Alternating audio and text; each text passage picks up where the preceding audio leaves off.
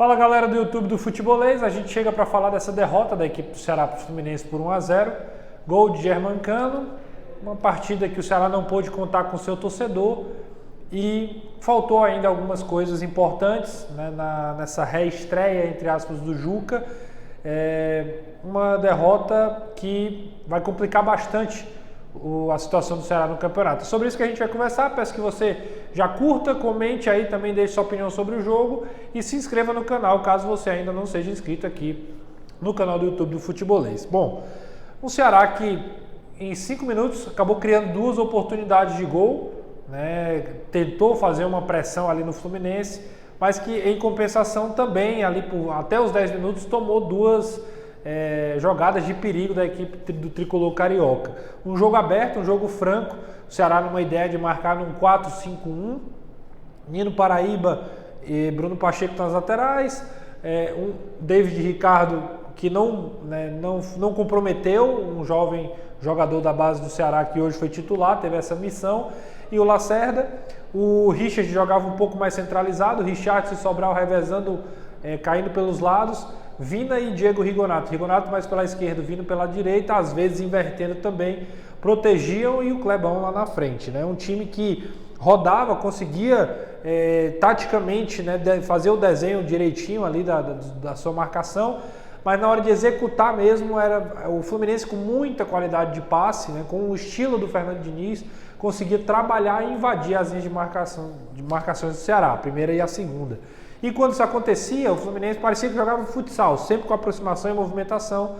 A superioridade de posse de bola do Fluminense era gigante. E para mim a principal dificuldade do Ceará, no primeiro tempo principalmente, no jogo de uma maneira geral, é que todas as vezes, ou a maioria das vezes que o Ceará roubava a bola, o Fluminense pressionava e o Ceará entregava a bola.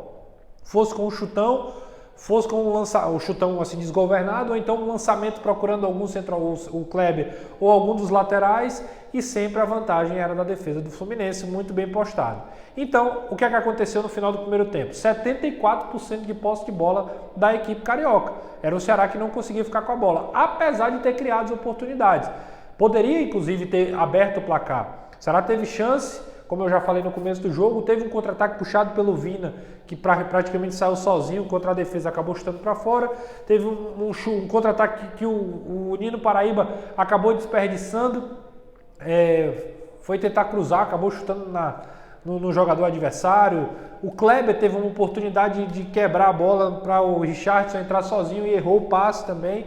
Ou seja, o Ceará, além de não conseguir marcar com tanta pressão o Fluminense, a estratégia de sair em contra-ataque não funcionava por erros técnicos.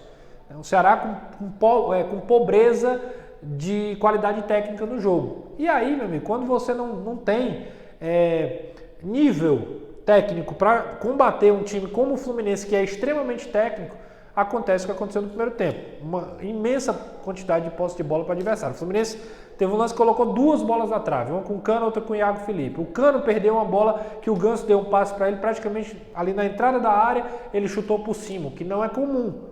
O Fluminense poderia ter aberto o placar logo no primeiro tempo. No segundo tempo, a proposta é tirar o Rigonato, colocar o Vitor Luiz. O Vitor Luiz entrou muito mal no jogo. Não sei o que aconteceu com o Rigonato, mas parece que talvez fisicamente ele não aguente, porque tem sido recorrente, ele é sempre um dos primeiros a sair. E aí o Ceará perdeu a vazão, apesar de ter subido mais as linhas, perdeu a vazão pelo lado esquerdo, conseguia entrar pelo meio. O Sobral fez um bom segundo tempo, até ser substituído. O Richard acabou melhorando um pouco, o Richardson também. Os volantes com toda a limitação, tentando entregar alguma coisa. Mas, por exemplo, Bruno Pacheco muito tímido pelo lado esquerdo, até porque o Juca optou pelo Vitor Luiz na segunda linha. E o Nino Paraíba muito mal. É um cara que é muito velocista, mas que tecnicamente errou praticamente tudo que tentou.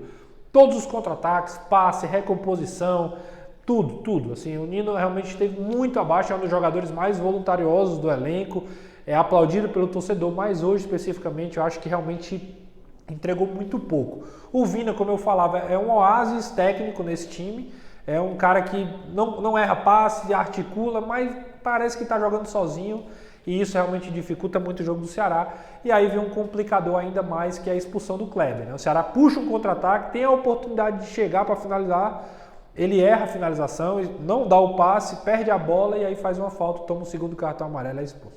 Aí o Fluminense, que até não tinha voltado tão bem para o segundo tempo, ficou com um jogador a mais, com mais posse de bola, encurralou o Ceará até sair o gol. Uma jogada de meio que acabou um chute, que o Arias chuta, e o Cano, exímio matador, não desperdiçou. Perdeu no primeiro tempo, na que teve no segundo tempo acabou botando para dentro. E aí foi uma pressão do Ceará no final do jogo, né? Substituições. A entrada do Eric até deu uma movimentada, causou algum tipo de dificuldade para o Fluminense. O Yuri Castilho também. Não teria tirado o Vina hoje, mas é uma opção do treinador. E por último, a entrada do Giovani, né? Então o Ceará foi para cima, se lançou ao ataque, criou oportunidades. De alguma forma poderia ter saído ainda com um empate. Não dá para entender por que o Castilho não joga, é uma pergunta que fica no ar, mas uma derrota que complica bastante a situação do Ceará na competição. Todos os times ainda vão jogar, o Ceará pode perder uma posição para o Atlético Goianiense, joga contra o Corinthians fora, mais pressão para esse momento, o Juca não cravou uma escalação, substituições, ou seja, um acúmulo de problemas. Esse é o Ceará que se aproxima do rebaixamento. Então, alerta vermelho ligado. A gente volta numa próxima aqui no Futebolês.